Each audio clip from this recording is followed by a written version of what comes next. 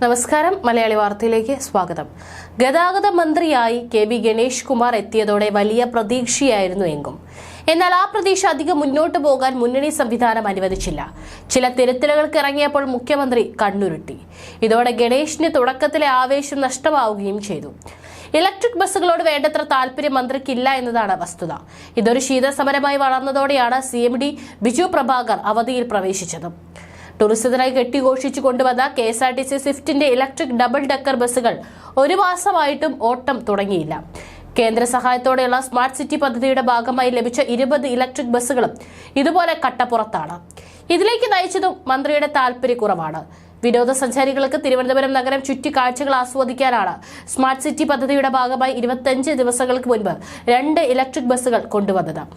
ഗതാഗത മന്ത്രി നേരിട്ട് വന്ന് ആഘോഷപൂർവ്വം ട്രയൽ റൺ നടത്തി. സർവീസ് ഉടൻ തുടങ്ങുമെന്നും മന്ത്രി പ്രഖ്യാപിച്ചു.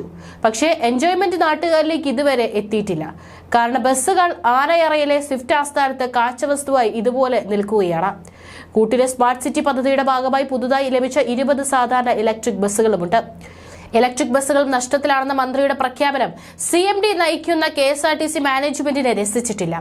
സർവീസുകൾ ലാഭത്തിലാണ് എന്നതിന് തെളിവായി മാനേജ്മെന്റുകൾ കണക്കുകൾ പുറത്തുവിട്ടത് മന്ത്രിക്കും. ഇതെല്ലാം സൃഷ്ടിച്ചതും അസ്വരസ്യം ഡബിൾ ഡെക്കർ ബസ്സുകൾക്ക് പുതിയ ഇലക്ട്രിക് ബസ്സുകൾക്കും സ്റ്റാർട്ടിംഗ് ട്രബിൾ ആയെന്നാണ് വിവരം. പക്ഷേ തർക്കങ്ങളൊന്നുമില്ലെന്നും മുഖ്യമന്ത്രിയുടെ സമയം കിട്ടിയാൽ ഉടൻ ഡബിൾ ഡെക്കർ ബസ്സുകളുടെ ഉദ്ഘാടനം ഉണ്ടാകുമെന്നാണ് KSRTC മാനേജ്മെന്റിന്റെ ഔദ്യോഗിക വിശദീകരണം.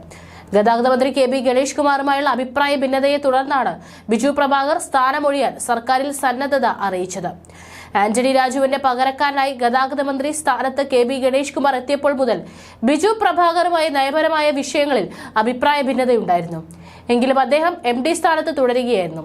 ഇത്തരം വിഷയങ്ങളിൽ ഗണേഷ് കുമാർ പരസ്യമായി വിയോജിപ്പ് രേഖപ്പെടുത്തിയപ്പോൾ അത് മാനേജ്മെന്റിന്റെ പിടിപ്പുകേടായി വ്യാഖ്യാനിക്കപ്പെട്ടിരുന്നു.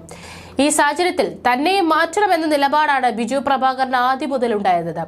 ഇലക്ട്രിക് ബസ്സുമായി ബന്ധപ്പെട്ട വിഷയത്തിലും ഗണേഷ് കുമാർ സ്വീകരിച്ച നിലപാട് ഭിന്നത രൂക്ഷമാക്കി. വിദേശ സന്ദർശനത്തിലായിരുന്ന ബിജു പ്രഭാകർ മടങ്ങിയെത്തുന്നതിന് പിന്നാലെയാണ് MD സ്ഥാനത്ത് നിന്ന് നീക്കണമെന്നാവശ്യപ്പെട്ട് ചീഫ് സെക്രട്ടറിക്ക് കത്ത് നൽകിയത്. പിന്നാലെ അദ്ദേഹം അവധിയിൽ പ്രവേശിക്കുകയും ചെയ്തു. കൂടാതെ സംസ്ഥാനത്തെ മോട്ടോർ വാഹന ഉദ്യോഗസ്ഥർക്ക് മുന്നറിയിപ്പുമായി ഗതാഗത മന്ത്രി കെ.ബി. ഗണേഷ് കുമാർ ഇന്ന് വന്നതും ഏറെ വാർത്താ പ്രാധാന്യം നേടിയിരുന്നു. മുഴുവൻ ഓഫീസിലും ക്യാമറയുണ്ടെന്നും ഏതെങ്കിലും ഏജന്റ് ഉദ്യോഗസ്ഥരുടെ അടുത്ത് കയറി നിൽക്കുന്നത് കണ്ടാൽ കർശന നടപടി സ്വീകരിക്കുമെന്നും മന്ത്രി പറഞ്ഞു. ഈയിടയ്ക്ക് മലപ്പുറത്ത് നിന്ന് ഒരു വീഡിയോ കണ്ടു. ഉദ്യോഗസ്ഥന്റെ മേശപ്പുറത്തുള്ള ഫയൽ ഏജന്റ് എടുത്തു നോക്കുന്നത്. ഇനി ഒരു ഏജന്റും കൗണ്ടറിനുള്ളിൽ കയറാൻ പാടില്ല. അങ്ങനെ കയറിയാൽ ഉദ്യോഗസ്ഥന്റെ പണി തെറിക്കുമെന്നും ഗണേഷ് കുമാർ വിശദീകരിച്ചു.